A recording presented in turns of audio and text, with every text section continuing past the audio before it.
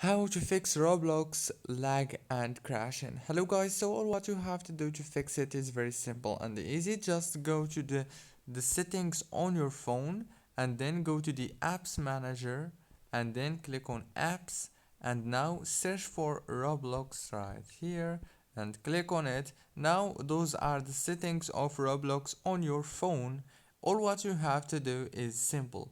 Just click on this force stop option right here and click on the storage and then click on clear data like this and choose delete and make sure also to clear cache and go back and now click on the home page of your phone and restart your phone and then reopen Roblox and the problem must be solved. Don't forget to like, subscribe and thank you so much for watching this video until the end.